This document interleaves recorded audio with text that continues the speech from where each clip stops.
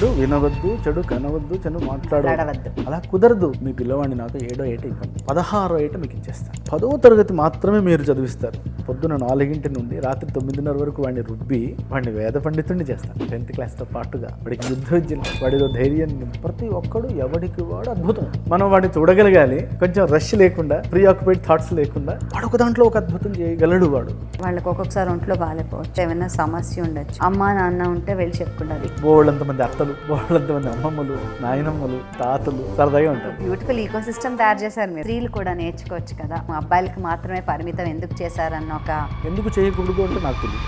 ఇప్పుడు 500 మంది గురుకులం అండి, ఏం సరిపోతుందండి ఈ దేశానికి? వాడు డాక్టర్ అవ్వాలి, వాడు ఇంజనీర్ అవ్వాలి, వాడు ఒక IAS అవ్వాలి. వేదం చదువుకుంటే అది ఎలా సాధ్యం అవుతుంది? ఎలా సాధ్యం చెప్పండి. ఎలా సాధ్యం అంటే విద్య అన్నిటికన్నా పెద్ద గిఫ్ట్ మనం ఇచ్చేది పిల్లలకి. మరైతే ఇవాళ నేను ఒక స్పెషల్ స్కూల్ నడిపిస్తున్న ఒక ప్రముఖులతో ఉన్నాను. ఈ విద్య ఏంటంటే ఒక holistic development of a child. ఒకవైపు వేదాల ఎడ్యుకేషన్, ఇంకోవైపు ఫిజికల్ ఎడ్యుకేషన్, మరోవైపు mental wellbeing and social responsibility, and on the other side వేదాలు నేర్పిస్తారు, CBSE సిలబస్ కూడా నేర్పిస్తారు. సో ఇన్ని సంపూర్ణంగా ఉండే ఈ హోలిస్టిక్ ఎడ్యుకేషన్ స్కూల్ పేరు విద్యారణ్యం. అండ్ దీని ఫౌండర్తో ఇవాళ మన స్పెషల్ పాడ్కాస్ట్. నమస్కారం అండి, మడుగుల శశిభూషణ్ సోమయాజులు గారు. Welcome to Gayatri Bhargavi's podcast the Navarasa. నమస్కారం. వెల్కమ్. చాలా సంతోషంగా ఉందండి మిమ్మల్ని ఇలా నవరసలో కలవడం. విద్యారణ్యం అంటే ఇదివరకు విద్య వెళ్ళి అరణ్యాల్లో చేసేవాళ్ళు, శిష్యరికం ఉండేది, అక్కడ నేర్చుకుని వచ్చేవాళ్ళు. ఎంతటి రాజులైనా సామాన్య పౌరులైనా ఎవరైనా అలాగే ఉండేది. అలాంటి మళ్ళీ విద్యారణ్యాన్ని మీరు ఒక సిటీ వాతావరణంలో సృష్టించారని చెప్పాలి. విద్యారణ్యం చేయాలనే సంకల్పం అసలు మీకు ఎప్పుడు ఎలా వచ్చింది? ఒకటేమో మన క్యారెక్టర్ బిల్డింగ్ అనేది మన దేశం యొక్క ఒక ప్రధానమైనటువంటి కార్యక్రమం. భారతదేశము ప్రపంచంలో దేనికి ప్రధానం, దేనికి ప్రసిద్ధి అంటే వ్యక్తిత్వానికి ప్రసిద్ధి. ఒక రాముడు నుండి, ఒక కృష్ణుడు నుండి, అంటే ఒక మానవుడిగా పుట్టినవాడు సంస్కారాలతో, విద్యతో, తపస్సుతో ఎంత ఎత్తుకి ఎదగచ్చు అంటే దేవతలు కూడా ఆశ్చర్యపోయే రీతిలో ఎదగచ్చు అని నిరూపించినటువంటి భూమి భారత భూమి. దానికి ఆధారం గురుకులం ఉండే. మన భారతీయ జీవన విధానంలో తల్లి, తర్వాత తండ్రి, తర్వాత గురువు అని మనకి తెలిసింది. అయితే తర్వాత అంటే ప్రధానం ఒకటో నంబరు, 2వ నంబరు, 3వ నంబరు కాదు. మజిలీల్లో సాధనలో ముందు తల్లి దగ్గర మొదలు పెడతాడు, కొంచెం తండ్రి దగ్గర ఇంకొంచెం ఎక్కువ నేర్చుకుంటాడు, ఆ తర్వాత గురువు దగ్గర మొత్తం ఆవిష్కృతం అవుతాడు అని లెక్క. అంటే ఆ 3వది పెద్దది అని అర్థం. అందువల్ల రాజు కానివ్వండి, శ్రీమంతుడు కానివ్వండి, చిన్నవాడు కానివ్వండి, పెద్దవాడు అసలు ఇట్లాంటి ఫస్ట్ ఆఫ్ ఆల్ మన భారతదేశంలో ఇవి లేవు. అందరూ సమానం, బాధ్యతని బట్టి పని, ధర్మం. కాబట్టి వ్యక్తిని నిర్మించే క్రమంలో ఎటువంటి రాగద్వేషాలకి తావులేని ఒక జీవన విధానం, విద్యా విధానం మనది ఉండేది. అందువల్ల నేను రాజు కొడుకుని, నేను గురుకులానికి ఎందుకు వెళ్ళాలి, ఇలాంటి చర్చలు, అసలు ఆలోచనలు, ఊహలు కూడా లేవు అసలు. అంటే ఇంకా అలాగే ఉండాలంతే. ఇంకా వ్యక్తి చదవటం అంటే చదవటం అంతే. గురు శుశ్రూషయ విద్య, కఠిన పరిశ్రమతో చదువుకోవాల్సిందే. ఒక వ్యక్తిని నిర్మాణం చేయాలి అంటే ఆ సాధన మార్గంలో తప్పకుండా 1వ నంబరు, 2వ నంబరు, 3వ నంబరు అన్నట్లుగా వెళ్ళాల్సిందే, చేయాల్సిందే. అలా అంత కఠోర పరిశ్రమ సమాజం చేసేది. అది తల్లిదండ్రులు అలాగే పిల్లల్ని గురుకులానికి పంపించడానికి కర్తవ్యం అనే భావనలో ఉండేవాళ్ళు.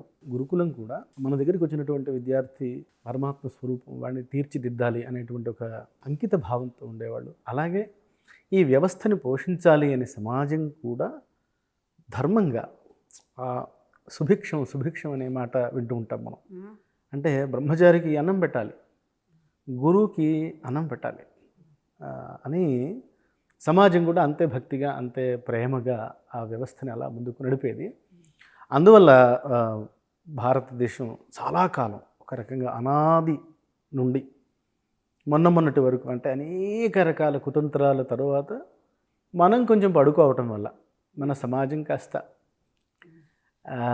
తనని తాను మర్చిపోవటం వల్ల ఆ వ్యవస్థ కొంత బలహీనపడ్డది తప్ప లక్షల సంవత్సరాల పాటు ఈ వ్యవస్థ అద్భుతమైనటువంటి వ్యక్తుల్ని అన్ని రంగాలలో తయారు చేసి సమాజానికి ఇచ్చింది. అది అనుభవంలో ఉంది. అంటే విన్నాను, కథలు విన్నాను. నేను సంఘ కార్యకర్తని. సో నా జీవనంలో అలా అవి విని విని విని విని అలాంటిది ఒకటి ఎందుకు నిర్మించకూడదు అని ఆలోచించాను. ఈశ్వర అనుగ్రహం వల్ల తొందరగా జీవితంలో తొందరగా బాధ్యతలు పూర్తయినాయి. అయిన తర్వాత ఇంక అక్కడి నుంచి మొదలుపెట్టి నా 36వ ఏట నేను నా వ్యక్తిగత జీవితం నుండి రిటైర్ అయ్యాను. అబ్బా, 36 ఏట సక్సెస్ఫుల్ అండి మీరు. సో అక్కడి నుండి ఇదే పనిలో ఉన్నాను. గత సుమారుగా ఒక 16 సంవత్సరాల నుండి ఇదే ఆలోచనతో 10 సంవత్సరాల క్రితం గురుకులం మొదలుపెట్టాను.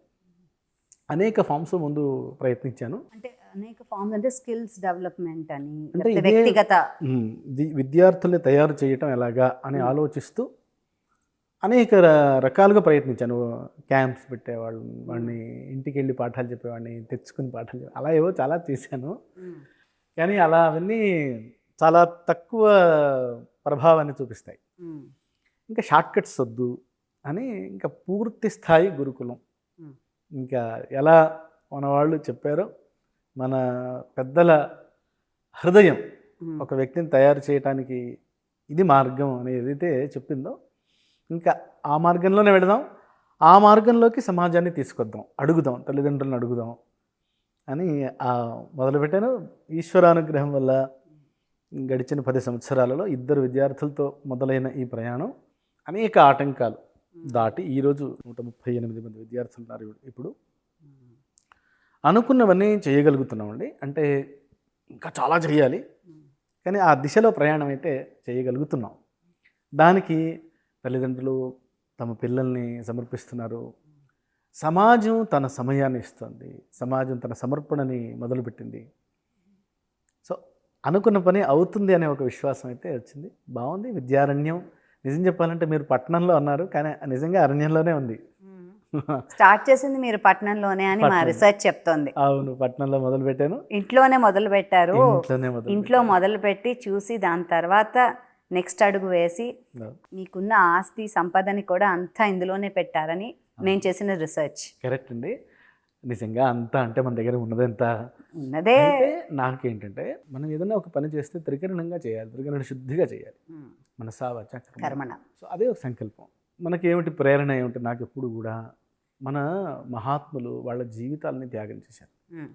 ఒక శంకరాచార్యుల వారి జీవితాన్ని మనం ఒకసారి పరిశీలిస్తే ఆయనకంటూ ప్రత్యేకంగా ఏమీ ఆలోచన చేయలేదు. తను పుట్టి సర్వస్వము సమాజహితం కోసం ఖర్చు చేసినటువంటి బుద్ధి, ఆయన సమయము, ఆయన బలము ఒక ఉద్యమ రూపంలో ధర్మాన్ని నిలబెట్టారు. అలాంటి మహానుభావులు చేసినటువంటి కృషి ముందు ఒకవేళ మనం కూడా చేయాలి అనుకుంటే మనం ఏం చేయగలం? సో ఎంతో కొంత మన జీవితాన్ని సార్థకం చేసుకోవాలి అనే తపనతో ఏదైనా చేస్తే చేశానంటే ఇంకా చేయాలి, చాలా చేయాలి మనం. అవునవును, అది నిరంతరం. ఫస్ట్ అలాంటి ఆలోచన రావడమే మంచి ఆలోచన. మీరు అన్నట్టుగా మంచి ఆలోచనకి చాలా ప్రాబ్లమ్స్ మనం ఎదుర్కోవాల్సి వస్తాయి. అండ్ దాని గురించి ఒక అవగాహన రావాలి. తిరుమల తిరుపతి దేవస్థానం వారు కూడా రకరకాల ఈ వేదాలు నేర్పించే వాళ్ళని, ఆ సంస్థల్ని వాళ్ళ కుటీరంలో తీసుకుని పోషిస్తున్నారు అనొచ్చో, లేకపోతే ఫెస్ట్స్ చేస్తున్నారు వాళ్ళని అని చెప్పచ్చు కదండి. మరి అలాంటప్పుడు ఇలా ఒకళ్ళతో ఇద్దరితో మొదలుపెట్టిన మీరు ఇంత పెద్ద 138 మంది శిష్యులు ఇప్పుడు మీ దగ్గర ఉన్నారంటే ఇది 8వ వార్షికోత్సవం మీరు జనవరి 4న సెలబ్రేట్ చేసుకుంటున్నారు. It's a big achievement by itself. So దీనికి మీకేం అర్హత అన్న ప్రశ్న వస్తుంది. ఫర్ ఎగ్జాంపుల్ స్కూల్ అనుకోండి, ప్రిన్సిపల్ అవ్వాలంటే బీఎడ్ ఎంఎడ్ చేయాలి, ఇన్ని రోజులు ఇంత ఎక్స్పీరియన్స్ ఉండాలి, అప్పుడు నువ్వు ప్రిన్సిపల్గా అవ్వచ్చు, లేకపోతే నీ ఓన్ స్కూల్ పెట్టచ్చు అన్న కొన్ని కండిషన్స్ స్కూల్స్ మీరు అన్నట్టు ఉన్నాయి. మరి అదే వేదం నేర్చుకోవాలంటే ఎలాంటి కండిషన్స్ ఉంటాయంటారు? దాన్ని మీరు ఎలా ముందుకు తీసుకెళ్ళగలిగారు? నిజంగా చెప్పాలంటే అర్హత కాదు, ఫండమెంటల్ రైట్. Right, okay. అంటే ఒక మనిషిగా పుట్టినవాడికి విజ్ఞానము సముపార్జన చేయటము అనేటువంటిది వాడి యొక్క హక్కు. దానికి ఆ హక్కుని వాడికి ఇవ్వటానికి సమాజం బ్యారియర్స్ పెట్టకూడదు. బ్యారియర్స్ లేవు అసలు. అసలు no condition, unconditional knowledge transfer అనేది మన యొక్క ఆత్మ, భారతీయ ఆత్మ. అందుకనే చూడండి మన వేదాన్ని శృతి అంటారు. శృతి అంటారంట. శృతి అంటే ఏంటంటే వినికిడి, వినటం ద్వారా తెలుసుకోదగ్గది అని అర్థం. చూసి అన్నాం అనుకోండి, కళ్ళు మూసి చూడకుండా ఉంటాడేమో అని, దానికి ఏమైనా ఆటంకం వస్తుందేమో అని. ఇంకా చెవి అయితే మూయడానికి కూడా లేదు కాబట్టి విని తీరాల్సిందే. అలాగా మన వాళ్ళు ఎంత సులభమైన పద్ధతిలో వాడికి మనం ఇవ్వగలము అంటే, స్కూల్ డ్రెస్ లేదు, పుస్తకాలు లేవు, ఫీజులు లేవు, క్లాస్ రూమ్స్ లేవు, చక్కగా చెట్టు కింద ఎక్కడ గురువు శిష్యులు వాళ్ళిద్దరు ఎక్కడ కూర్చుంటే అక్కడ కూర్చోవటమే, అదే క్లాస్ రూమ్, అదే పాఠం. సో ఏమిటి అంత ఆతురత ఏమిటి మన వాళ్ళకి అంటే, ఒక వ్యక్తిని ఉన్నతమైన స్థితికి తీసుకెళ్ళటానికి ఆరాటం. ఆ ఆరాటంలో ఎక్కడ మొదలు పెడతారు మన వాళ్ళు అంటే, తల్లి గర్భంలో శిశువు ప్రవేశించే దగ్గర నుంచి మొదలు పెడతారు చదువు చెప్పటం వాడికి. అంత ఆతురత మన వాళ్ళకి. అంటే ఒక అద్భుతమైన వ్యక్తిని తీసుకురావాలంటే వాడు పుట్టిన తర్వాత మొదలు పెడదామని కాదు, నన్ను పుట్టించడానికి ముందే ఒక అద్భుతమైన ఆకారాన్ని సృష్టించాలి అని మన వాళ్ళు కోరుకుంటారు అన్నమాట. అట్లాగా అర్హత విషయంలోకి వచ్చేసరికి మానవ మాత్రుడు అర్హుడండి పూర్తిగా. వేద విజ్ఞానము మనం అందరం తప్పకుండా సముపార్జన చేయాల్సిందే, మనం తప్పకుండా తెలుసుకోవాల్సిందే. తర్వాత దేనికైనా సరే ఏదన్నా ఒక ఉపాసన చేయాలి అంటే దానికి కొన్ని నియమాలు ఉన్నాయి. ఆ నియమాలని మన వాళ్ళు, మన ఋషులు నియమించారు. ఉపనీతస్యైవ వేదాధికార అని చెప్తారు. ఉపనయన సంస్కారము అని ఏదైతే నియమింపబడిందో, ఉపనయన సంస్కారము కలిగిన వాళ్ళందరూ కూడా వేదాధ్యయనం చేయవచ్చు అని చెప్తారు పెద్దలు. ఎవరు అంటే బ్రాహ్మణ, క్షత్రియ, వైశ్యులకి ఉపనయన సంస్కార అవకాశం ఉన్నది. సో వాళ్ళందరూ అధ్యయనం చేయొచ్చు. దీంట్లో ప్రత్యేకంగా బ్రాహ్మడికి వచ్చేసరికి అధ్యయనంతో పాటుగా అధ్యాపనము అనే అధికారం కూడా ఉంది అని పెద్దలు చెప్తారు. క్షత్రియులు కానీ వైశ్యులు కానీ అధ్యయనం చేయవచ్చు కానీ అధ్యాపనం చేయడానికి వీలు లేదు అని చెప్తారు. ఎందుకు చెప్తారు అంటే వాళ్ళు పెద్దల నిర్ణయం అది. బ్రాహ్మడు షట్కర్మ నిరతాహ బ్రాహ్మణ అంటారు. అందువల్ల అధ్యయన, అధ్యాపన, యజన, యాజన, దాన, ప్రతిగ్రహణములు అని 6 కర్తవ్యాలు బ్రాహ్మడు తప్పకుండా చేయాలి. కాబట్టి బ్రాహ్మడికి అధ్యయనం చేసేటువంటి పద్ధతి ఒక రకంగా, క్షత్రియుడు అధ్యయనం చేసే పద్ధతి ఒక రకంగా, వైశ్యుడు అధ్యయనం చేసే పద్ధతి ఒక రకంగా, మిగతా సమాజం అందరూ అధ్యయనం చేసే పద్ధతి ఒక రకంగా కోర్సుని డిజైన్ చేశారు మన వాళ్ళు. అట్లా వేదాధ్యయనం, బ్రాహ్మణుడు చేసే వేదాధ్యయనం యొక్క పద్ధతి, నియమము, కాఠిన్యము అది ఒక రకంగా అలా ఉంటుంది. ఉపనయన సంస్కారం అయిన వాళ్ళకి వేదాధ్యయనం చేయించడం అనేది మన యొక్క ఆచారం. మన పెద్దలు నిర్ణయించినటువంటి ఒక మార్గం. అదే మార్గంలో మనం మన విద్యాలయాన్ని నడుపుతున్నాం. అలాగే మీరు ఇందాక చెప్పారు కదా టీటీడీ ఎట్లా అని.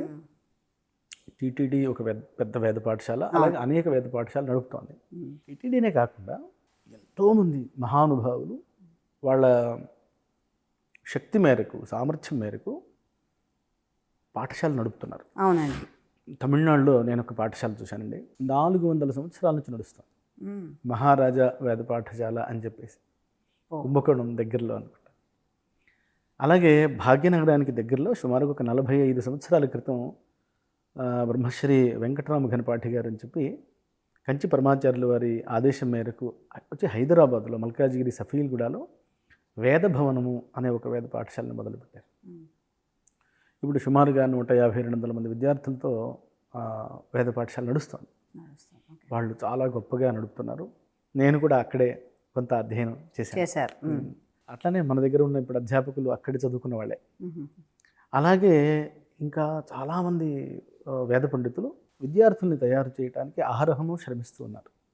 వేదము అనే ఒక జ్ఞాన భాండాన్ని ధర్మము అని భావించి అనేక మంది పండితులు తరతరాలుగా దాన్ని ఉచ్ఛ్వాస నిశ్వాసలు ఎలా మనం అది లేకపోతే మన ప్రాణం పోతుంది అని మనం ఎలా అనుకుంటామో, అలాగే ఈ వేదాధ్యయనాన్ని కాపాడకపోతే మనకి మన బతుక్కి అర్హత లేదు, అధికారం లేదు, బతికే హక్కు లేదు అనే భావనతో వాళ్ళందరూ ఆ ధర్మాన్ని రక్షిస్తూ ఉన్నారు. వాళ్ళ వల్లే ఇంకా ఈ దేశం ఇలా సుభిక్షంగా ఉందని నమ్ముతున్నాం. నిజమండి. అయితే ఇక్కడ విద్యారణ్యం గురించి నేను కొంచెం ఏం ఆలోచించానంటే, ఇప్పుడు వేదాధ్యయనం చెయ్యాలి అని ఎవరు అనుకుంటున్నారు అంటే, ప్రొఫెషన్ వేదం అయితే అంటే పౌరోహిత్యం చేయాలి. కరెక్ట్. ప్రొఫెషన్ టీచర్ లాగా, డాక్టర్ లాగా పౌరోహిత్యం చేయాలి, గుళ్ళో చేయాలి, లేకపోతే పెళ్ళిళ్ళు సంస్కారాలు చేయాలంటేనే నేర్చుకునే వాళ్ళు అయ్యారు. నిజంగా అలాగా అందుకోసమా వేదాధ్యయనం అంటే కాదు కదా. వేదాధ్యయనం దేనికోసం? వేదాధ్యయనం అనేది మనని మనం ఆవిష్కరించుకోవటం కోసం. మీరు వేదాధ్యయనం చేయటం వల్ల మీ యొక్క వేదము శాస్త్రము అధ్యయనము చేయటం వల్ల దాని యొక్క అంతరార్థం తెలుసుకోవటం వల్ల మీ యొక్క స్వస్వరూపం తెలుస్తుంది. తద్వారా మీరు ఎక్స్ప్లోర్ అవుతారు, మీ యూనిక్నెస్ బయటకు వస్తుంది. తద్వారా మీరు ఏ పని మీద ఈ భూమి మీదకి వచ్చారో ఆ పని ప్రత్యేకంగా చేయగలుగుతారు. ఇది తాత్పర్యం యాక్చువల్గా. It is not a professional course like anything కదా. అందువల్ల ఏమైంది, ఇప్పుడు ఎవరు వేదాధ్యయనం చేయాలి అని మనం నియమంగా చెప్పుకుంటున్నాము వాళ్ళలో అంటే బ్రాహ్మలు అనుకుందాము, 99% వేదాధ్యయనం చేయట్లేదు. అవును, ఎందుకంటే వాళ్ళు వేరే వేరే ప్రొఫెషన్స్ వెళ్ళిపోయారు. అవును, సామాజిక దాంట్లో పడి వెళ్ళిపోయారు, ప్రొఫెషనల్స్ ఇన్ అదర్ ప్రొఫెషన్స్ వెళ్ళిపోయారు.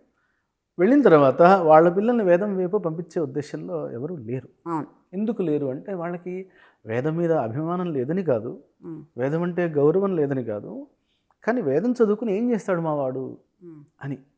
వాడు ఒక డాక్టర్ అవ్వాలి, వాడు ఇంజనీర్ అవ్వాలి, వాడు ఒక ఐఏఎస్ అవ్వాలి, వాడు ఐపీఎస్ అవ్వాలి, వాడు ఒక బిజినెస్ మ్యాన్ అవ్వాలి, వాడు పొలిటీషియన్ అవ్వాలి. ఇది అంబిషన్స్ తల్లిదండ్రులు, చాలా జెన్యూన్ అంబిషన్స్. వేదం చదువుకుంటే అది ఎలా సాధ్యం అవుతుంది అనేది వాళ్ళ యొక్క అభిప్రాయం. ఎందుకు సాధ్యం కాదు?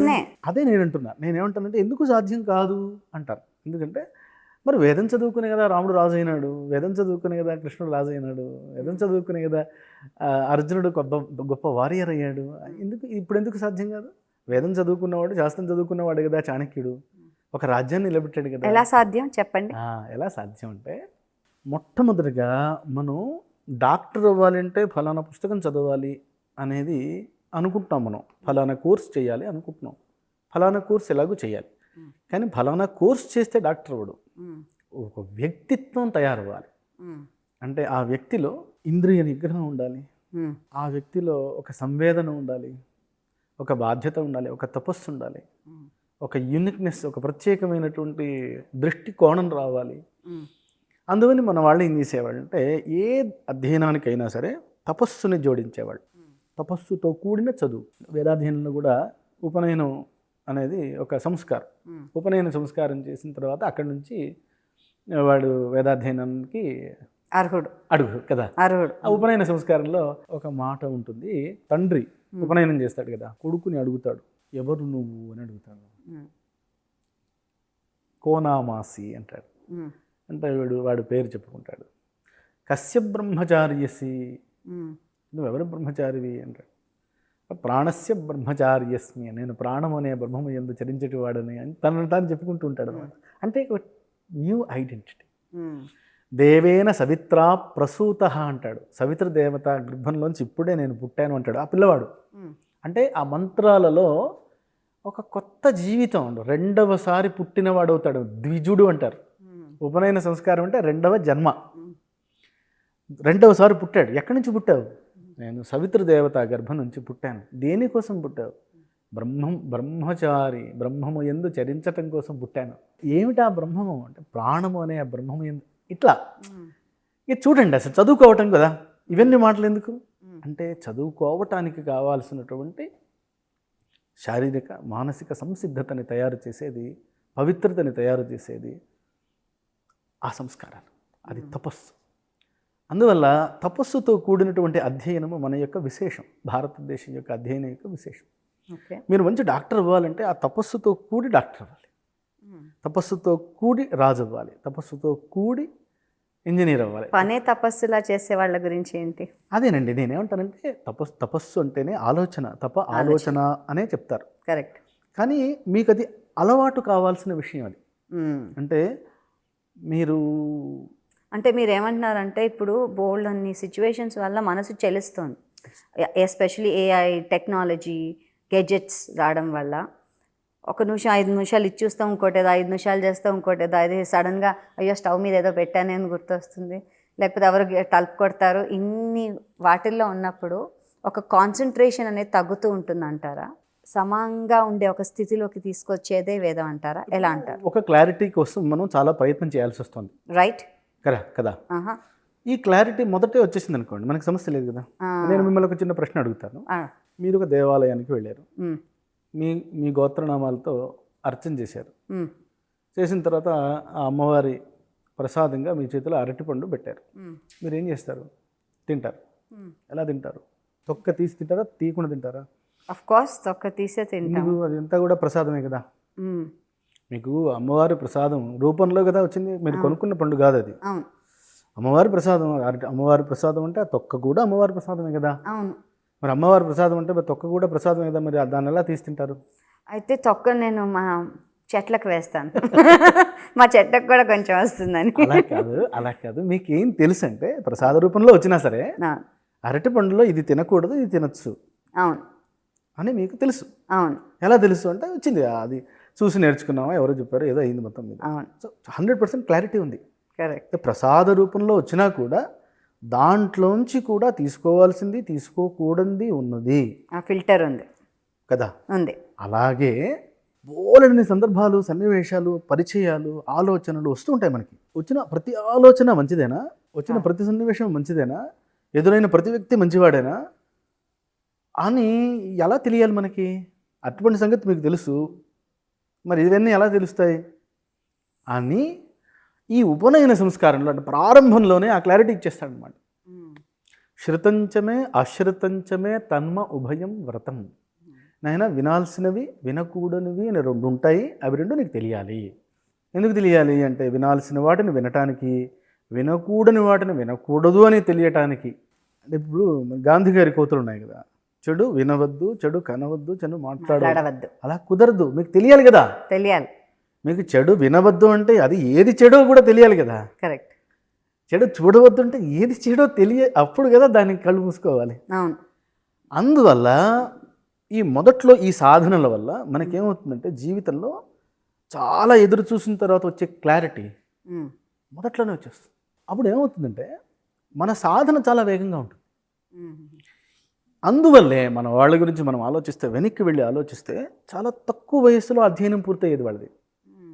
ఎందుకంటే కన్ఫ్యూజన్ లేదు, క్లారిటీ ఉంది. ఇప్పుడు మనకు అన్ని కన్ఫ్యూజన్లే. అనుభవం వెళ్ళాలి, ముందు తెలుసుకోవాలి.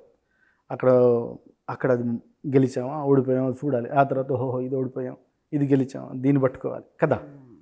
ఇవేమీ లేని ఒక స్థితిని వచ్చేటువంటి దానిని తపస్సు అన్నారు మన వాళ్ళు.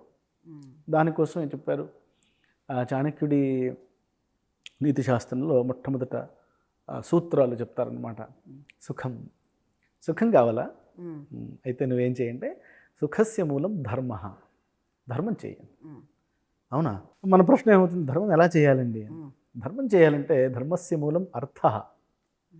మీకు సత్తా ఉండాలి, డబ్బు ఉండాలి, బుద్ధి ఉండాలి, బలం ఉండాలి, అంగబలం ఉండాలి, అన్నీ ఉండాలి. అంతే సరే. అర్థం ఎలా సంపాదించాలి అని ప్రశ్న వస్తుంది. అర్థస్య మూలం రాజ్యం. అంటే నీకు ఒక పొజిషన్ ఉండాలి, ఒక పొజిషన్ ఉంటే నీకు అర్థం వస్తుంది. మరి ఆ పొజిషన్ ఎలా వస్తుంది అని ప్రశ్న వస్తుంది. రాజ్యస్య మూలం ఇంద్రియ జయ. మీకు ఒక పొజిషన్ ఎప్పుడు వస్తుంది అంటే మీ ఇంద్రియముల పైన మీకు పూర్తి స్థాయిలో గెలుపు ఉంటాయి. మీ కన్ను మీరు చెప్పిందే వినాలి, చూడు అన్నదే చూడాలి, వద్దు అన్నది ఆగాలి, విను అన్నదే వినాలి, వినొద్దు అంటే వినొద్దు, మాట్లాడాలన్నదే మాట్లాడాలి, వద్దంటే మాట్లాడద్దు కదా. ఆ ఇంద్రియాలు అంత పకడ్బందీగా ఉండాలి, మనస్సుతో కూడి కదా. ఇంద్రియ జయస్య మూలం మనకు వస్తుంది కదా. మరి అప్పుడు అవునండి, ఇంద్రియాలని ఎలా జయించాలి? చాలా కష్టం కదా. నేను తపస్సు చేసుకుందామని కూర్చొని ఇంట్లో పూజ చేసుకుందాం అనుకోగానే, ఒక్కసారి ధ్యానం చేద్దామని కూర్చోగానే వంటింట్లోంచి మంచి వాసన రాగానే మనసట్టు పోతుందే, అది ఎలా సాధ్యం? దాన్ని ఎలా అంటే అప్పుడు ఏం చెప్తాడంటే ఇంద్రియ జయస్య మూలం వినయ. అప్పుడు వినయం ఎలా వస్తుంది మరి అంటే వినయస్య మూలం వృద్ధోపసేవ. పెద్దలు చెప్పిన మాట వినటం, పెద్దలని సేవించటంతో వినయం వస్తుంది. ఈ చైన్ ఆఫ్ యాక్షన్స్ మనల్ని ఎలిజిబుల్ చేస్తుంది. సుఖస్య మూలం ధర్మ, ధర్మస్య మూలం అర్థ, అర్థస్య మూలం రాజ్యం, రాజ్యస్య మూలం ఇంద్రియజయ, ఇంద్రియజయస్య మూలం వినయ, వినయస్య మూలం వృద్ధోపసేవ. సో ఏమైంది, చెప్పిన మాట విను అని మన వాళ్ళు ఏదో అంటుంటారు. ఊరికే అలర చేయకు, పెద్దలు పెద్దవాళ్ళ మాట విను, పెద్దల మాట చద్దన్న మూట లాంటి మాటలు. ఏమిటి ఈ పెద్దల మాట వింటే ఏమిటి అంటే వాళ్ళకి అనుగ్రహం కలుగుతుంది. ఎప్పుడైతే మనం వాళ్ళని మన యొక్క వినయముతో వాళ్ళని మనం మెప్పించుకోగలుగుతామో అప్పుడు వాళ్ళు మన అర్హతని బట్టి మనకి నాలెడ్జ్ ట్రాన్స్ఫర్ చేస్తారా. అది అక్కడ వస్తుంది మనకి విజ్ఞానం. వృద్ధోపసేవయ విజ్ఞానం. ఏమిటి విజ్ఞానం? విజ్ఞానంతో ఏమిటి లాభం అంటే విజ్ఞానేన ఆత్మ సంపాదన. ఆ విజ్ఞానంతో మనల్ని మనం తెలుసుకుంటాం. మనల్ని మనం తెలుసుకున్నామంటే ఈ ప్రపంచం మొత్తం తెలిసినట్లు. సంపాదితాత్మ జితాత్మా భవతి, జితాత్మ సర్వార్థై సంయుజ్యతే అంటాడు. సో ఎవడైతే తనని తాను తెలుసుకుంటాడో ఈ ప్రపంచం మొత్తం తెలిసిపోతుంది. అలా ఎవడైతే జితాత్మ అవుతాడో వాడి దగ్గరికి సంపదలు వస్తాయి, వాడు వెళ్ళడు. అంటే ఏమిటి, ఇప్పుడు ఒక కాలేజీలో టాపర్ అయ్యినాడు అంటే కంపెనీస్ వాడి దగ్గరికి వస్తాయి. నా దగ్గరికి రారా నాయన, నేను నీకు పెద్ద ఉద్యోగం ఇస్తాను, నువ్వు పెద్ద శ్రమ పడకు, నువ్వు ఊరుకు అంటుంటాయి కదా. సో అలాంటిదే సుమారుగా. సో అందువల్ల తపస్సు ద్వారా అధ్యయనము అని మనం ఎప్పుడైతే పెట్టుకుంటామో అప్పుడు అధ్యయనంలోని వేగము, అధ్యయనంలోని క్వాలిటీ, అధ్యయనంలోని సమయము ఇవన్నీ కూడా చాలా పెరిగిపోతాయి. సమయం తగ్గి తక్కువ సమయంలో ఎక్కువ సాధించడం లాంటి అంశాలు వస్తాయని మన పెద్దవాళ్ళ యొక్క ఆలోచన. అందువల్ల అధ్యయనానికి తపస్సును జోడిస్తారు. అందువల్ల మన అధ్యయనము అలాంటి మార్గంలో ఉండాలి. ఆధునిక కాలానికి కావాల్సినటువంటి డాక్టర్లని, ఇంజనీర్లని కూడా ఇక్కడే మనం చెయ్యాలి అని. ఇప్పుడు నేను ఇందాక మీరు అడిగిన ప్రశ్న దగ్గరికి నేను వస్తే, ఈ 99% మంది ఎవరైతే తమ పిల్లల్ని వేదానికి పంపించట్లేదో వాళ్ళకు ఒకవేళ విశ్వాసం కలిగి ఈ గురుకులానికి పంపిస్తే కూడా మనవాడు డాక్టర్ అవ్వగలడు, డాక్టర్తో పాటుగా వాడు గొప్ప వ్యక్తిగా మారగలడు, సంవేదన కలిగిన వ్యక్తిగా మారగలడు, ధర్మమూర్తిగా మారగలడు అనే విశ్వాసం కల్పించామనుకోండి, చేరుస్తారు కదా. అయ్యో తప్పకుండా. అలాగే ఇక్కడ ఇప్పుడు నేను మీలాంటి తల్లిదండ్రులను ఏమడుగుతున్నానంటే, మీ పిల్లవాడిని నాకు 7వ ఏట ఇవ్వండి, 16వ ఏట మీకు ఇచ్చేస్తాను, 10 ఏళ్ళు నా దగ్గర పెట్టుకుంటాను. మీ దగ్గర ఉంటే ఏం చేస్తారు? 10వ తరగతి చదివిస్తారు. నేను 10వ తరగతి చదివించి మీ చేతిలో పెడతాను. 10వ తరగతి మాత్రమే మీరు చదివిస్తారు, మహా అంటే ఇంకొక యాక్టివిటీ చేయించగలరు. కానీ నేను అట్లా కాదు. నా దగ్గర మీ పిల్లవాడిని పెట్టుకుని పొద్దున్న 4 నుండి రాత్రి 9:30 వరకు వాడిని రుబ్బి వాడిని వేద పండితుడిని చేస్తాను. 10th క్లాస్తో పాటుగా వాడికి కొంచెం సంగీతం నేర్పిస్తాను, వర్ణాంత సంగీతం నేర్పిస్తాను. ప్రతిరోజు గంటసేపు వాడిని శరీర దార్ఢ్యం కోసం కృషి చేయిస్తాను. వాడికి యుద్ధ విద్యలు నేర్పుతాను, వాడిలో ధైర్యాన్ని నింపుతాను. 3 పూటల సంధ్యావందనం, 2 పూటల అగ్నికార్యంతో వాడిని తపస్విని చేస్తాను. ఒక పరిపూర్ణమైన వ్యక్తిగా తయారు చేసి వినయ విధేయతలతో కూడిన వ్యక్తిగా, 0 డిజిటల్ డిస్ట్రాక్షన్తో తల్లిదండ్రుల్ని గౌరవించే, సమాజాన్ని గౌరవించే, సృష్టిలో ఉన్న ప్రతి దాంట్లో భగవంతుడిని దర్శించే ఒక లక్షణం కలిగిన ఒక వ్యక్తిగా తయారు చేసి 16వ ఏట 10th క్లాస్ పూర్తి చేసి మీ చేతిలో పెడతానండి. మీరు వాడిని తయారు చేయండి. మీరు ఒక డాక్టర్ని చేయండి, ఒక ఇంజనీర్ చేయండి, ఒక ఐఏఎస్ చేయండి, ఒక ఐపీఎస్ని చేయండి. ఈ బాల్యం, ఇంత రిచ్ బాల్యం ఉన్నవాడు ఆ తర్వాత మీరు ఏ బాధ్యత ఇచ్చినా కూడా ఈ సంస్కారాలతో ఆ బాధ్యతని నిర్వర్తిస్తాడు వాడు. నిజమా కదా? ఇంట్రెస్టింగ్. అవును. ఇది మన గురుకుల యొక్క గొప్పతనం. సోమయాజి గారు, మీరు పెట్టిన పేరే చాలా నచ్చేసింది నాకు, విద్యారణ్యం అన్నది. సో ఈ విద్యారణ్యం స్థాపించడం అయితే స్థాపించారు, కానీ ఇలాంటివి స్థాపించినప్పుడు నాకు తెలిసి ఫస్ట్ ఫైనాన్షియల్, మామూలుగా బయట విద్య అంటే ఫీజులు కడతాం, మేము ఫీజులు కడతాం, పుస్తకాలు కొంటాం, బట్టలు కొంటాం, ప్లస్ మధ్య మధ్యలో అడుగుతూనే ఉంటారు, మేము దేనికో ఇస్తూనే ఉంటాం. కానీ మీ విద్యారణ్యం అంతా కూడా సేవ, ఉచితం అని చెప్పాలేమో మా సాధారణ భాషలో. వాళ్ళకి భోజనాలు, వాళ్ళ కట్టు, వాళ్ళని చూసుకోవడం పొద్దునుంచి సాయంత్రం వరకు అన్నది, ఇట్స్ ఎ హాస్టల్. విద్య నేర్పుతూ చక్కగా వాళ్ళని ఒక మంచి మనిషిని చేస్తూ ఫ్రీగా ఇచ్చే ఒక హాస్టల్. మరి ఇలాంటిది చేయాలంటే చాలా ఖర్చుతో కూడినటువంటి పని. అసలు ధైర్యం చేశారంటేనే చాలా గొప్ప విషయం దీనికి. అవును. సో ఇలాంటి ధైర్యం చేసినప్పుడు మీకు ఎలాంటి ఆలోచనలు వచ్చాయి? అంటే ఇద్దరితో కాబట్టి ప్రాబబ్లీ స్టార్ట్ చేసి ఉండొచ్చు, కానీ ఫ్యూచర్ ఎలా తీసుకుని వెళ్తాం అన్న క్వశ్చన్ ఎప్పుడైనా వచ్చిందా మీకు? వచ్చిందండి. దీనికి ఒక సస్టైనబుల్ మోడల్ ఒకటి తయారు చేయాలని ముందు నుంచి ఆలోచన ఉంది. సో సమాజాన్ని పోషించే వ్యవస్థ, సమాజం బాధ్యత తీసుకోవాలి అని సమాజానికి ఈరోజు మోడల్లో సమాజాన్ని ఇంక్లూడ్ చేద్దాము, దీన్ని నిర్మాణంలో, నిర్వహణలో సమాజం యొక్క యోగదానం, కంట్రిబ్యూషన్ పెట్టాలి అని ఆలోచించాను. ఆలోచించి జీవనాడి అనే ఒక ప్రోగ్రాం పెట్టాను నేను. జీవనాడి. సో ఈ జీవనాడి అనే ప్రోగ్రాంలో ఒక కుటుంబం చేరితే ఆ కుటుంబం గోత్రనామాలతో మన వేద పాఠశాల ఒక 5 హోమాలు ప్రతి నెల వాళ్ళ యోగక్షేమాల కోసం చేయటం, ఆ పుణ్యం వాళ్ళకి ధారపోయటం. చండీ హోమము, రుద్రహోమము, గణపతి హోమము, సుదర్శన హోమము, ఆవహంతి హోమము అని 5 హోమాలు ప్రతి నెల ప్రత్యేకమైన తిథుల్లో చేస్తాం. ఈ పుణ్యం మీకు ధారపోస్తాము. మీ సంపాదనలోంచి మీకు ఇబ్బంది కానీ ఒక చిన్న ముక్క, ఎట్లా మీరు ఫోన్ బిల్లు, నల్లా బిల్లు, కరెంటు బిల్లు కడతారో అలాగే వేదం బిల్లు కూడా ప్రతి నెల కట్టండి, మీకు ఎంత చేతనైతే అంత.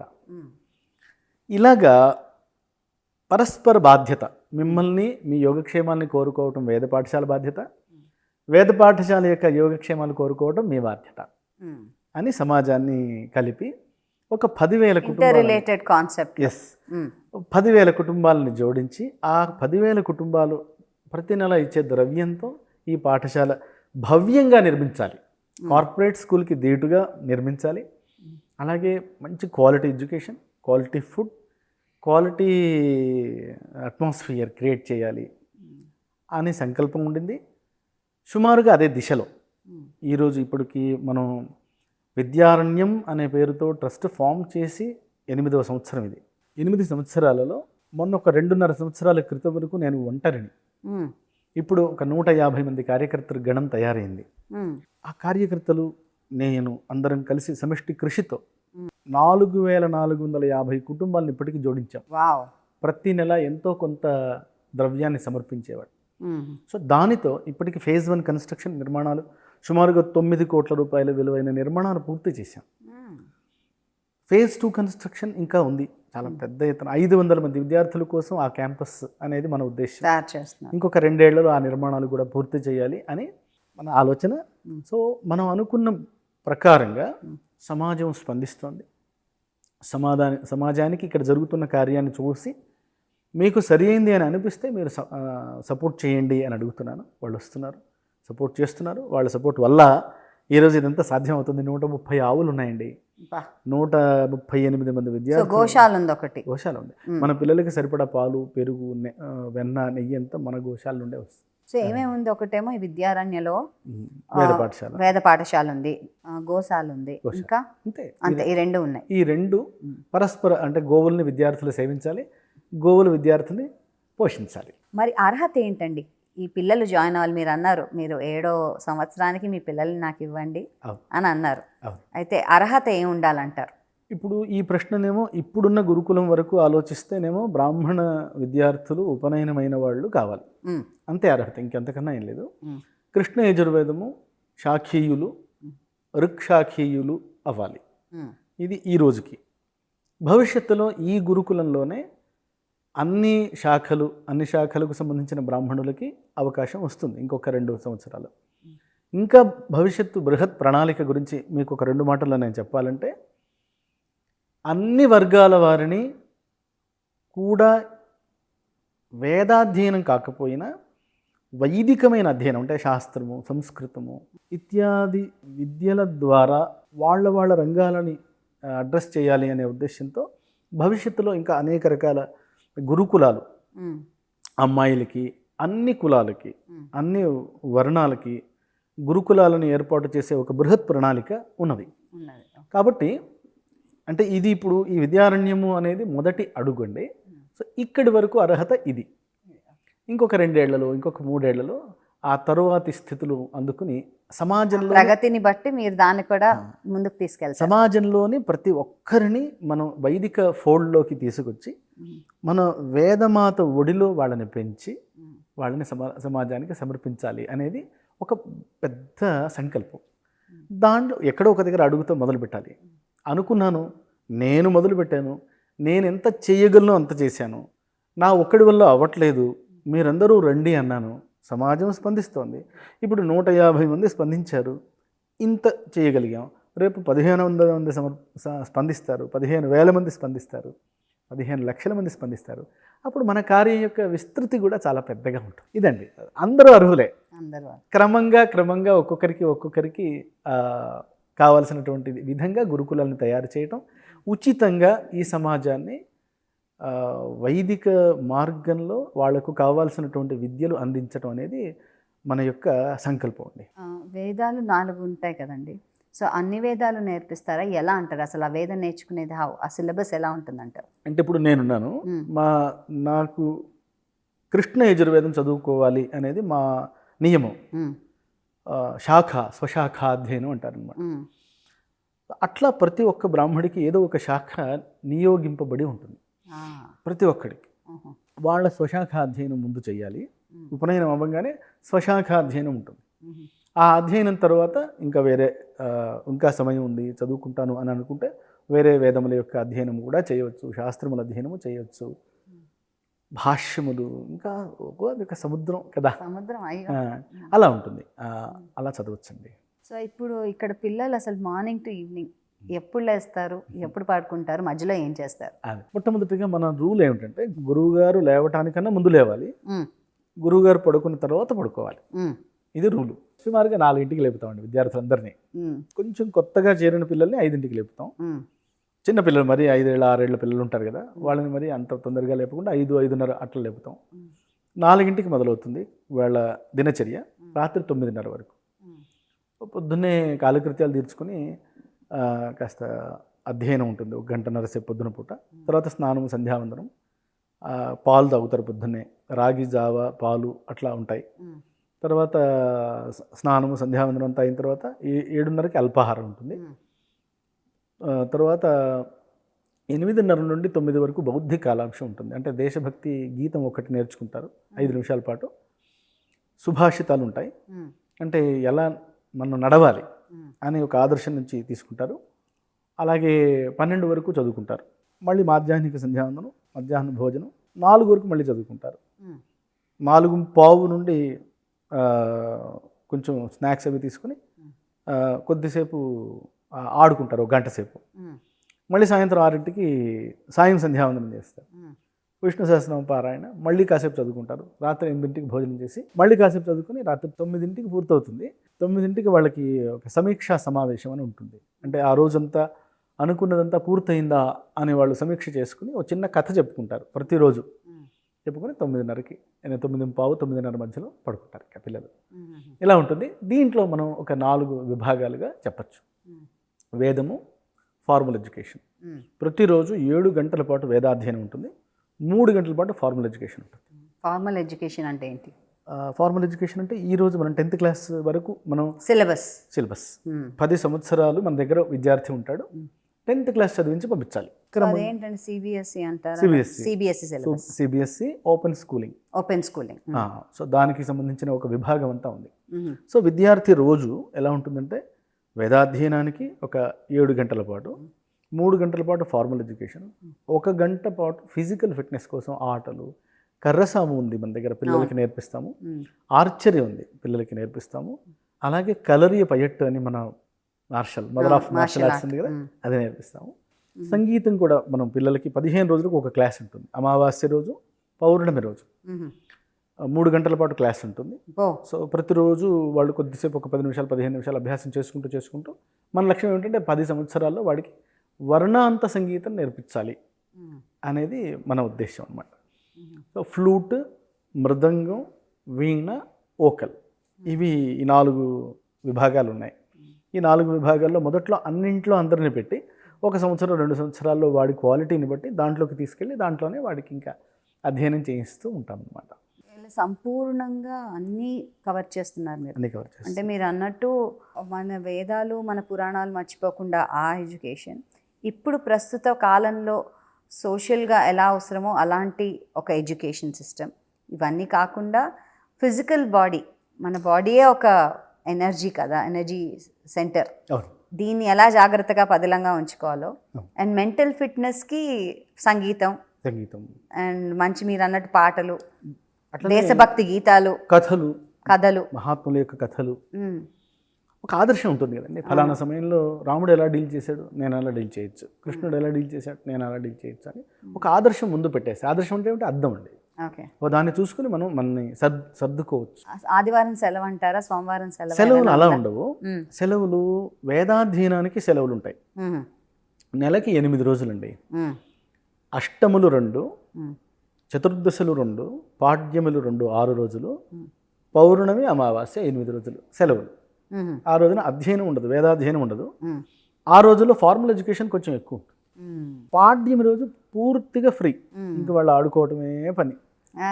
పెద్ద పెద్ద చెట్లు ఉన్నాయి, హాయిగా చెట్లు ఎక్కి ఆడుకుంటారు, వాళ్ళ ఇష్టం. ఇంకా వాళ్ళ ఇష్టం. ప్రతి పాడ్యమికి తల్లిదండ్రులు వచ్చి పిల్లల్ని కలుస్తారు. మీకు ఎలాంటి తృప్తిని ఇస్తుంది అంటారు చూస్తుంటే? అంటే ఇద్దరితో మొదలుపెట్టిన మీరు నేడు 138 మంది అన్నారు. సో మీకు ఎలా అనిపిస్తుంది చూస్తుంటే?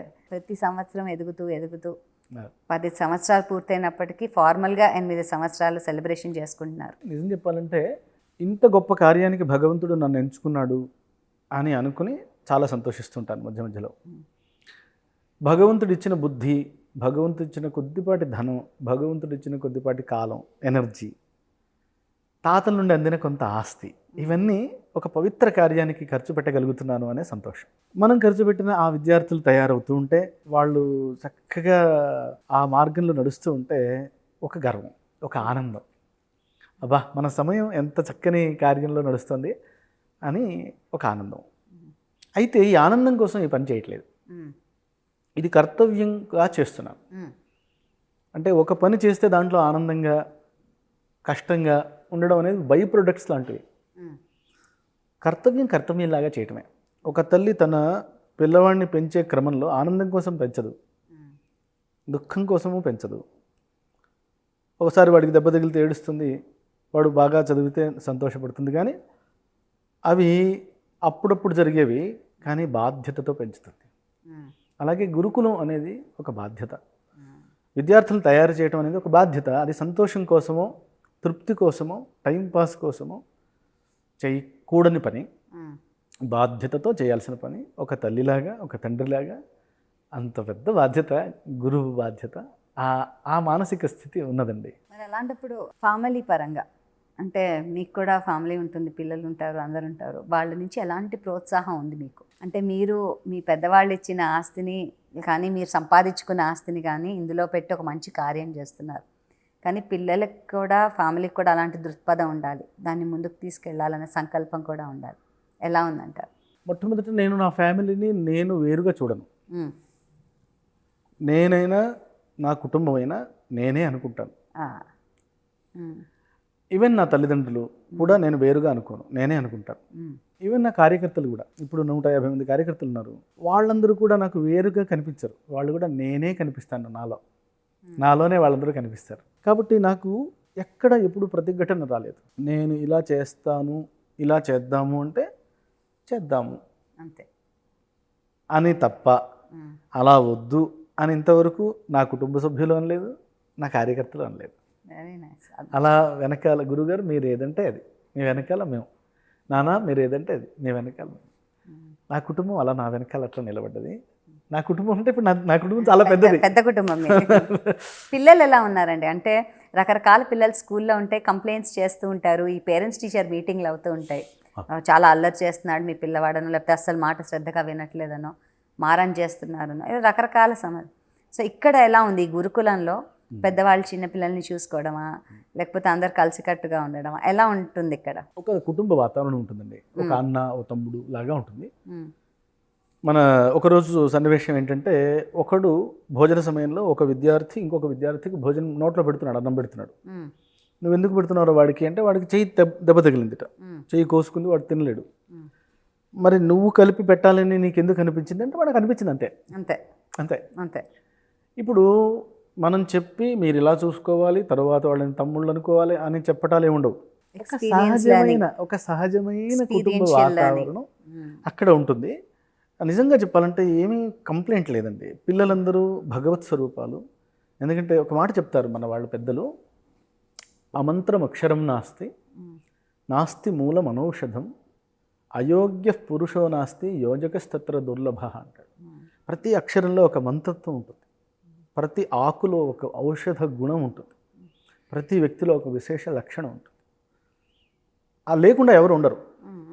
అయితే వాడిలో ఏ విశేషం ఉంది, దాన్ని ఎలా ఉపయోగించాలి అని యోజకత్వం, ఏ ఆకులో ఏ మందు ఉంది, దాన్ని ఎలా ఉపయోగించడం అనే లక్షణం, ఏ అక్షరంలో ఏ మంత్రత్వం ఉంది అని తెలుసుకుని దాన్ని ఉపయోగించడంలోనే ఉంది కదా. అలాగే ఇప్పుడు నా దగ్గర ఇప్పుడు 138 మంది పిల్లలు ఉన్నారు. ప్రతి ఒక్కడు ఎవడికి వాడు అద్భుతం. మనం వాడిని చూడగలగాలి, కొంచెం రష్ లేకుండా, ప్రీఆక్యుపైడ్ థాట్స్ లేకుండా వాడిని అబ్జర్వ్ చేయగలిగితే వాడు ఒక దాంట్లో ఒక అద్భుతం చేయగలడు. వాడు తప్పకుండా వాడు అలా జాగ్రత్తగా పెంచటమే అది ఒక సామూహిక కృషి, ఒకరు చేసే పని కాదు. ఖచ్చితంగా అంతమంది అధ్యాపకులు ఉండాలి, అటు ఫార్మల్ ఎడ్యుకేషన్ వాళ్ళు ఉండాలి, అబ్జర్వేషన్స్ ఉండాలి. మన మన పిల్లల మీద అబ్జర్వ్ చేయడానికి ఒకరిని ఇద్దరిని పెడతాను నేను. పెడతారా? పాఠాలు చెప్పడమే కాదు, విడిగా అసలు మీరు వాడిని అబ్జర్వ్ చేయండి. వాడిలో బలం ఏమిటి, వాడిలో బలహీనత ఏమిటి, మీకేం కనిపించింది, మీరు నాకు నేను రిపోర్ట్స్ తీసుకుంటాను. తీసుకుని దాన్ని ఎలా బలమైతే ఎలా పెంచాలి, బలహీనత అయితే ఎలా తగ్గించాలి, దానికి మంచి మార్గం ఏమిటి, ఎలా సైకలాజికల్గా వాడిని ఎలా మనం జాగ్రత్తగా నడపాలి. జన్మాంతరంలో వచ్చినటువంటి పుణ్య సుకృత దుష్కృతాల వల్ల వాడిలో కొన్ని బలహీనతలు కొన్ని బలాలు ఉంటాయి. వాటిని అర్థం చేసుకుని వాటిని జాగ్రత్తగా తీస్తూ ఒక మంచి మనిషిగా తయారు చేయాలి. పిల్లలు అంటే ఇంట్లో ఉన్నారంటే వాళ్ళకి ఒక్కొక్కసారి ఒంట్లో బాగాలేకపోవచ్చు, లేకపోతే ఏమైనా సమస్య ఉండొచ్చు, ఏదో చెప్పుకోవాలనిపించవచ్చు. అమ్మ నాన్న ఉంటే వెళ్ళి చెప్పుకుంటారు. అక్కడున్న టీచర్సే అమ్మ నాన్న అయిపోతారు అక్కడ. సో అలాంటి ఆ కంఫర్ట్ లెవెల్ వాళ్ళకు ఉంటుందంటారా ఈ స్కూల్లో? ఈ విషయాన్ని అడ్రస్ చేయడానికి నేనేం చేశానంటే, గురుకులం అనే పదానికి అర్థం ఏమిటంటే గురువు గారి ఇల్లు అని అర్థం. సో ఇల్లు అంటే అక్కడ అమ్మ నాన్న ఉంటారు, తాతయ్య నానమ్మ ఉంటారు, అత్త ఉంటుంది, పిన్ని ఉంటుంది కదా. సో అలాంటి వాతావరణం మన గురుకులంలో సృష్టించాలి అని చెప్పి నేను ఎంతోమంది పెద్దల్ని అక్కడ వచ్చి ఉండమని అడుగుతుంటారు. ఇప్పుడు మన గురుకులం సంగతే చెప్తాను. అక్కడ శిరీష గారిని ఒకరు ఉంటారు, వారు అత్త, పిల్లలందరికీ అత్త. వారు కథలు చెప్తుంటారు పిల్లలకి. కామేశ్వరరావు గారు దంపతులు ఇద్దరు ఉంటారు, రిటైర్డ్ బ్యాంక్ ఆఫీసర్ ఆయన. వాళ్ళు తాత అమ్మమ్మ. లవ్లీ. సో ఇలా మన విద్యార్థులకి బోళ్ళంతమంది అత్తలు, బోళ్ళంతమంది అమ్మమ్మలు, నాయనమ్మలు, తాతలు సరదాగా ఉంటారు. బ్యూటిఫుల్ ఈకోసిస్టమ్ తయారు చేశారు మీరు. మీరు వచ్చి చూడండి, చాలా సంతోషిస్తారు. అంటే పిల్లలకి కఠినంగా కనిపించే గురువులు ఉంటారు, లాలించి పాలించే అత్తలు, అమ్మమ్మలు, నాయనమ్మలు, తాతలు ఉంటారు. సంతోషంగా ఆడుకోవడానికి ఆవులు ఉంటాయి, ఎక్కడానికి చెట్లు ఉంటాయి. స్వేచ్ఛకి స్వేచ్ఛ, సాధనకి సాధన, తపస్సుకి తపస్సు, అగ్నులు సేవించడానికి, గోవులు సేవించడానికి. చాలా కష్టపడి ఉంటారండి ఇవన్నీ చేయడానికి, సమకూర్చడానికి. సంతోషంగా చేస్తున్నానండి, కష్టం ఎప్పుడు అనిపించట్లేదు. కష్టం లేదు. అనుకున్న సమయంలో చేయలేకపోవటానికి కొన్ని ప్రతిబంధకాలు వస్తాయి. డబ్బులకు కొంచెం కష్టమైనప్పుడు, ఇబ్బంది పడ్డప్పుడు కొంచెం కష్టం అనిపిస్తుంది, మ్యాన్ పవర్ దొరకనప్పుడు కొంచెం కష్టం అనిపిస్తుంది తప్ప పనిలో కష్టం లేదు. సో మా లాంటి వాళ్ళు అనుకోండి, చాలామంది కార్పొరేట్స్లో పనిచేసేవాళ్ళు, లేకపోతే మా లాంటి వాళ్ళు మీకు వచ్చి ఎలాంటి సేవని కానీ లేకపోతే ఏదైనా వర్క్ని కానీ అందించాలంటే ఏం చేయొచ్చు అంటారు? First of all learn about Vidyaranyam. First తెలుసుకోవాలి విద్యారణ్య గురించి. విద్యారణ్యానికి రండి, విద్యారణ్యాన్ని చూడండి, విద్యారణ్యపు అవసరాలని అర్థం చేసుకోండి. ఎక్కడ మీరు సూట్ అవుతారో మీరు నిర్ణయించుకొని అక్కడ పనిచేయండి. అండ్ మీకు పూర్తి స్వేచ్ఛ ఉంటుంది. నేను మీరు ఇది చేయండి అని ఎలా అడగను. మీరేమిటో, మీ సామర్థ్యం ఏమిటో, మీ సంకల్పం ఏమిటో, మీ అవకాశాలు ఏమిటో మీకే తెలుస్తాయి. అది వేదిక. మీరు రండి, తెలుసుకోండి, మీరు మీ పని మొదలు పెట్టేయండి. మిమ్మల్ని ఎవరు ఆపరు. ఆ స్వేచ్ఛ మీకు ఉంటుంది. సో ఈ పిల్లలు మరి ఇంటికి వెళ్ళొచ్చా అండి? సంవత్సరంలో 2 సార్లు వాళ్ళకి సెలవులు ఉంటాయండి. దీపావళి సమయంలో ఒక 5 రోజులు, సమ్మర్లో ఒక 16 రోజులు సెలవులు ఉంటాయి వాళ్ళు. అంతే 16 రోజులు సమ్మర్లో. అంతే అండి. యాక్చువల్గా సెలవులు లేవు. సెలవు ఏమిటి అసలు? అసలు అక్కడ సెలవులోనే ఉన్నారుగా. యాక్చువల్గా ఏమిటంటే గురుకులానికి వెళ్ళిన తర్వాత స్నాతకం వ్రతం చేసుకుని ఇంటికి వస్తాడు. ఇంటికి రావాలి. అప్పటి వరకు తెలియదు, ఇల్లు తెలియదు. అది గురుకులం యొక్క కఠినత్వం. ఇప్పుడు అంత కఠినం లేదు. ఇప్పుడు మనం ఏం చేస్తామంటే 15 రోజులకు ఒకసారి తల్లిదండ్రులు వచ్చి చూస్తారండి. 15 రోజులు ప్రత్యక్షంగా చూస్తారు, కానీ ప్రతిరోజు పిల్లల్ని తల్లిదండ్రులు చూస్తారు. ఎలాగంటే బంధువులు, విద్యారణ్యము బంధువులు అని ఒక గ్రూప్ పెట్టాను నేను. ఈ గ్రూప్లో ప్రతిరోజు పిల్లలు పొద్దున్న లేచి నుండి సాయంత్రం వరకు చేసే ప్రతి యాక్టివిటీని పోస్ట్ చేస్తారు. తర్వాత దాంట్లో వాళ్ళ పిల్లలు ఆడుకుంటున్నది, ఏం భోజనం చేస్తున్నారు, పదార్థాలు ఏమిటి, వాళ్ళ ఏం చదువుకుంటున్నారు, ఎలా ఉంటున్నారు, ఏం ఆడుకుంటున్నారు అన్నీ చూస్తారు తల్లిదండ్రులు. సో వాళ్ళకి ఆ గ్యాప్ కనిపించదు. మహారాష్ట్ర నుంచి, కర్ణాటక నుండి, తమిళనాడు నుంచి, కేరళ నుంచి ఉన్నారు పిల్లలు మన దగ్గర. Very good. సో అన్ని భాషలు నేర్చుకుంటారేమో అక్కడ. అన్ని భాషలు వస్తాయి పిల్లలు కదా. ఎంత అదృష్టవంతులు అండి, మీరు బ్యూటిఫుల్ ఈకోసిస్టమ్ తయారు చేశారు. చాలా సంతోషంగా ఉంది మిమ్మల్ని ఇలా కలవడం. అండ్ ఇప్పుడు ఫస్ట్ జాయిన్ అయిన బ్యాచ్ ఏ ఏడాదిలో ఉన్నారు అంటే మీరు అన్న ఇంకొక 3-4 సంవత్సరాల్లో వాళ్ళకి అధ్యయనం పూర్తయిపోతుంది. ఇప్పుడు 25 10th క్లాస్ ఎగ్జామ్స్ 13 మంది విద్యార్థులతో రాయించాను. Very nice. ఇప్పుడు ఫార్మల్ ఎడ్యుకేషన్కి ఒక మంచి టీం ఉందండి. అవునండి. క్లాస్ రూమ్స్ ఒక 5 క్లాస్ రూమ్స్ తయారు చేసాము. వేదము పాఠం చెప్పడానికి ఒక మంచి టీం ఉంది. ఆర్చరీ ఇత్యాది అంటే ఫిజికల్ యాక్టివిటీస్ కోసం ఒక టీం ఉంది. సంగీతానికి అధ్యాపకులు ఉన్నారు. ఇట్లా మొత్తం 50 మంది స్టాఫ్ ఉన్నారు. Teaching, non teaching staff. వాళ్ళందరూ కూడా అక్కడే ఉంటారు లేకపోతే వచ్చి వెళ్తూ ఉంటారు? వేదం వాళ్ళు, వంటకి సంబంధించిన వాళ్ళు, మేనేజర్లు అంతా అక్కడే ఉంటారు.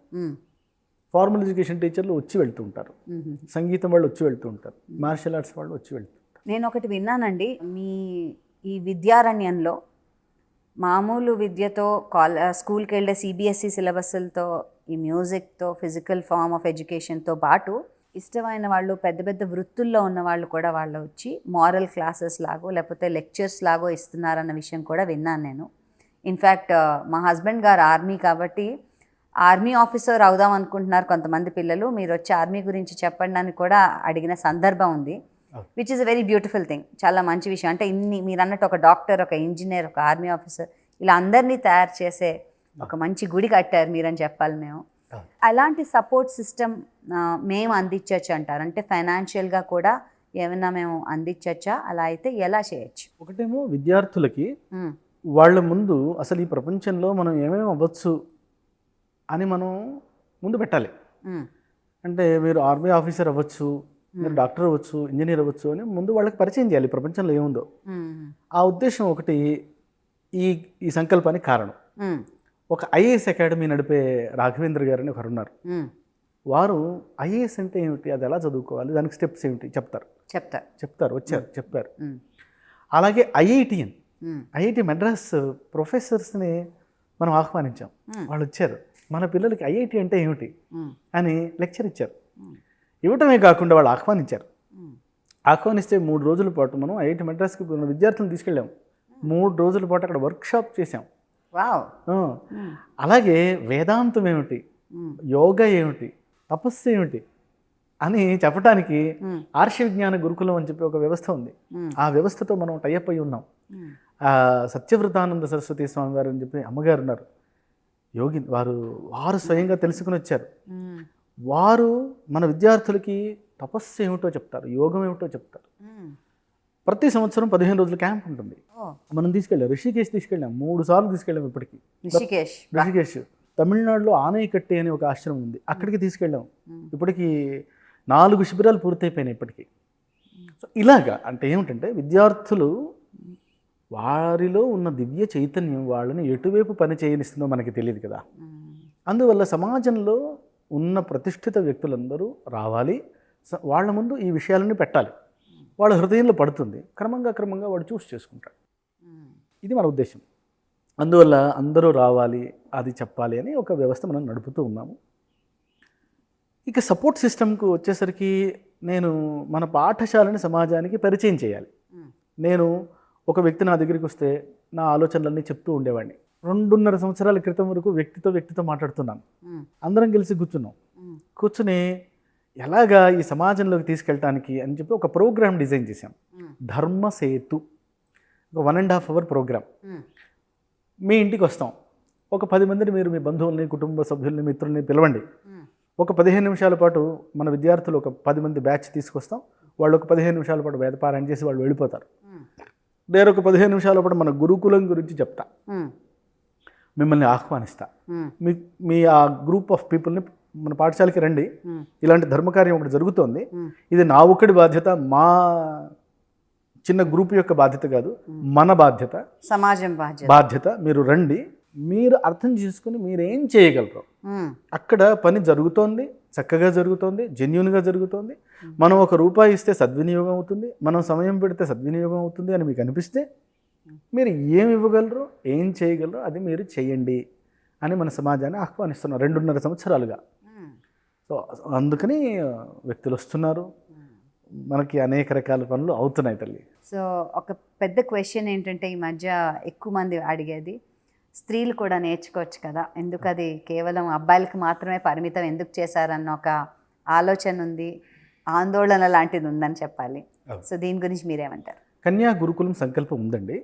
అదే ఒక వ్యవస్థ పెట్టాలంటే దానికి బిల్డింగ్ కావాలి, దానికి ఫండ్స్ కావాలి. అసలు చేయొచ్చా కన్యలు? అంటే వేదమే చదవక్కర్లేదు. ఇప్పుడు కంచి స్వామి వారి మార్గదర్శనంలో సంప్రదాయ గురుకులాలు అని నడుస్తున్నాయి, ఆడపిల్లలకి గురుకులాలు నడుస్తున్నాయి. అలాగే ఇంకా చాలా నడుస్తున్నాయి. శృంగేరి స్వామి వారి మార్గదర్శనంలో కూడా గురుకులాలు నడుస్తున్నాయి. అలాగే మన విద్యారణ్యం మాధ్యమంగా కూడా కన్యా గురుకులం అని విద్యామృతం అనే పేరు, ఇది విద్యారణ్యం కదా, కన్యా గురుకులానికి పేరు విద్యామృతం. అమృత స్వరూపం కదా స్త్రీ, లక్ష్మీ స్వరూపం, అమృత స్వరూపం కదా, అందుకని విద్యామృతం అని పేరు పెట్టాం. ఇంకొక 2 సంవత్సరాల్లో మొదటి క్యాంపస్ మొదలవుతుంది. అయితే వేదం చదవాలి చదవద్దు అనేది నిజంగా నాలాంటి చిన్న స్థాయి వాళ్ళు నిర్ణయించే విషయం కాదు. అది ఎన్నో విషయాల్ని దూరదృష్టిగా ఆలోచించి శాస్త్ర నియమం చేసిన పెద్దలు చెప్పాల్సిన మాటలు అవి. వాళ్ళు చెప్పారు, మనం ఆ మార్గంలో నడవటం మన ధర్మం కాబట్టి నడుస్తున్నాము, దాన్ని బ్రేక్ చేసే ఉద్దేశం లేదు.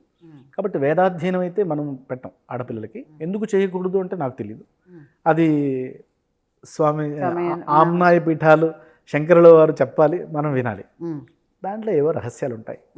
ఇప్పుడు షేక్ హ్యాండ్ ఇవ్వకూడదు, నమస్కారం పెట్టాలి, నమస్కారం సంస్కారం, కరెక్ట్ సంస్కారం కదా అన్నారు. అంటే మూఢాచారం అన్నారు. కోవిడ్ వస్తే తెలిసింది నమస్కారమే కరెక్ట్ అని ప్రపంచానికి మొత్తానికి తెలియజేసాం మనం. అంటే ఒక సందర్భం వస్తుంది, ఇప్పుడు ఏ నియమం ఎందుకోసం పెట్టారో ఎప్పుడో తెలుస్తుంది. అది తెలిసేంత వరకు పెద్దల మాట మీద గౌరవం ఉంచి వారి మార్గంలో నడవటం అనేది మన బాధ్యత. పిల్లల్ని మేము స్కూల్కి పంపిస్తున్నాము, బాగా చదువుకుంటున్నారు, ఇంటికి రాగానే ఏదో స్పోర్ట్స్లో పెట్టాం, లేకపోతే ఏదో గేమ్స్లో పెట్టాం, చాలు అనుకుంటున్నాం. మాలాంటి వాళ్ళకి, స్పెషలీ నాలాంటి అమ్మకి మీరు ఒక వేరే దృక్పథం ఇచ్చేశారు, మొత్తం 360 degrees. లేదు, ఇది చదువుకుంటూ కూడా చేయొచ్చు, వాళ్ళకి మానసిక స్థిరత్వం వస్తుందని. ఇప్పుడు మెంటల్ హెల్త్ ప్రాబ్లమ్స్ చాలామందికి పిల్లలకి అతి చిన్న వయసులోనే వచ్చేస్తున్నాయి. చిన్నవి కూడా వాళ్ళు మానసికంగా ఆందోళన పడుతున్న సమయంలో అటు పేరెంట్స్ సంసిద్ధతలో ఉన్నారు, ఎందుకంటే వాళ్ళు ఉద్యోగాలు చేయాల్సిన పరిస్థితి, వాళ్ళు పెంచాల్సిన పరిస్థితి. అట్ ద సేమ్ టైం ఉమ్మడి కుటుంబాలు తక్కువ అయిపోయాయి. ఇలాంటప్పుడు ఇలాంటి ఒక గురుకులం ఉంటే అందరికీ ఎంత బాగుంటుందో అన్న ఒక అద్భుతమైన సందేశాన్ని మాకు ఈ ప్రోగ్రాం ద్వారా ఇచ్చారని అనిపిస్తోంది ఇవాళ. సో మీరేమనుకుంటున్నా అండి, ఈ ప్రస్తుత పరిస్థితి మన భావి భారతదేశ ఔన్నత్యాన్ని పెంచుకునే ఒక సంస్కృతి సాంప్రదాయంతో పాటు education system and overall holistic development రావాలంటే ఒక పేరెంట్ని ఏం చేయొచ్చు అంటారు ఒక స్టూడెంట్తో? మొట్టమొదటిగా మన సమాజం యొక్క స్ట్రక్చర్ మనం అర్థం చేసుకోవాలండి. విద్యార్థిని తయారు చేయటం అనేది తల్లిదండ్రుల పని కాదు, గురుకులం పని. సో మా పని మమ్మల్ని చేయనిస్తే చాలు, మీ పిల్లవాడిని మాకు ఇచ్చేయండి, మీరు నిశ్చింతగా ఉండండి, మీరు సంతోషంగా మీ సంపాదనలు మీ వ్యవహారాలు చేసుకోండి. ఇది నేను తల్లిదండ్రులకి చెప్పే మాట. ఇంకొక మాట కూడా ఏం చెప్తానంటే, పిల్లవాడు మీ ఆస్తి కాదు, సంతానము నా సొత్తు అని మనం అనుకోవటానికి వీల్లేదు. అది నా బాధ్యత కూడా కాదు. వాడు ఈ సనాతన సంస్కృతికి వారసుడు. వాడు మీరు వాడికి ట్రస్టీ మాత్రమే. సో ఈ సమాజానికి ఈ సంస్కృతికి తగ్గట్లుగా వాడిని తీర్చిదిద్దుకునే బాధ్యత సమాజంది, గురుకులంది. కాబట్టి చక్కగా ఎవరు చేయాల్సిన పని వాళ్ళు చేయాలి. ఒక ఇల్లు కట్టడం అనేది నా ఇల్లు నేనే కట్టుకుంటాను అని మనం ఎలాగానో మేస్త్రితోనే కట్టిస్తాం, అనుభవజ్ఞుడైన ఇంజనీర్తో బొమ్మ గీయిస్తాం, చక్కని మేస్త్రితో కట్టిస్తాం. అలాగే ఒక విద్యార్థిని తయారు చేసే క్రమంలో నేనే తయారు చేసుకుంటాను, నా ఇష్టం ఉన్నట్టు తయారు చేస్తాను అని అనకుండా ఎలా తయారు చేయాలో శాస్త్రీయమైన దృక్పథం ఏమిటో ఆ మార్గంలో తయారు చేసేటువంటి వ్యవస్థకి అప్పచెప్పడం అనేది స్మార్ట్ వర్క్. ఇది ఒకటి. రెండవది వచ్చేసరికి మనం కుటుంబ సభ్యులుగా, మనం కూడా తల్లిదండ్రులుగా, భార్యాభర్తలుగా కొంచెం మనం ఎటు పరిగెత్తుతున్నాము, మన సంపాదన నిజంగా సంపాదన కోసం జీవిస్తున్నామా, జీవించటం కోసం సంపాదిస్తున్నామా ఒకసారి ఆలోచించుకోవాలి. ఒకానొక సమయంలో ఆర్థికంగా చాలా ఇబ్బందులు పడ్డప్పుడు అన్నీ వదిలిపెట్టి సంపాదన కోసం వెళ్ళాము. ఇద్దరు సంపాదిస్తే కానీ ఇల్లు గడవని స్థితి ఉన్నప్పుడు ఇద్దరు కలిసి సంపాదించారు. కానీ నాకు తెలిసి ఇప్పుడు అలాంటి స్థితి లేదేమో, ఒకసారి ఆలోచించచ్చేమో. ఆడవాళ్ళు మగవాళ్ళు కూడా తల్లి కుటుంబ బాధ్యత తీసుకుని వ్యక్తి నిర్మాణం కోసం ఆలోచించే దిశలో కొంతమంది ఆలోచించాలేమో అని నాకు అలా అనిపిస్తుంది. అది ఒక భార్యాభర్తల లెవెల్లో. ఇంకా సమాజం లెవెల్లో నేను ఆలోచిస్తాను. ఒక సమాజంగా మనం అందరం కూడా భారతీయులుగా ఈరోజు మన యొక్క సామర్థ్యాన్ని ఎక్కడ ఇన్వెస్ట్ చేయాలి అంటే, దేవాలయాలు కడుతున్నాం మనం, ఇంకా చాలా చేస్తున్నాం. కానీ తప్పనిసరిగా చేయాల్సిన ఒక పని సమాజం, ఒక సామూహిక బాధ్యతగా నాకేమనిపిస్తుందంటే క్యారెక్టర్ బిల్డింగ్ అనే ఒక అంశం మీద మనం అందరం ఇన్వెస్ట్ చేయాల్సిన అవసరం ఉంది. ఈ క్యారెక్టర్ బిల్డింగ్ ఎక్కడ తయారవుతుందంటే అన్కండిషనల్ నాలెడ్జ్ ట్రాన్స్ఫర్ అనే దగ్గరే తయారవుతుంది. మీరు డబ్బు ఎప్పుడైతే విద్య డబ్బుతో కొనే దగ్గరికి వచ్చామో అప్పుడు ఏమవుతుందంటే కండిషనల్ అయిపోయింది. కండిషనల్. ₹1,00,00,000 పెట్టి నేను డాక్టర్ అయ్యాను అనుకోండి, ముందు మొట్టమొదట నేను డాక్టర్ అవ్వగానే ముందు ₹1,00,00,000 అప్పు తీర్చుకోవాలి. కాబట్టి నాకు వచ్చిన ప్రతి పేషెంట్ నాకు కస్టమర్లా కనిపిస్తాడు. ఆ దృష్టి లేని డాక్టర్ని తయారు చేయాలి మనం. ఇప్పుడు ప్రతి దగ్గర డౌటే కదమ్మా, మనకి పాలు పోస్తున్నవాడు నీళ్ళ ఏమైనా కలిపాడా, కెమికల్స్ ఏమైనా వేసాడా, ఆవుకి ఇంజెక్షన్ ఇచ్చాడా, సారీ ఇవన్నీ క్వశ్చన్స్.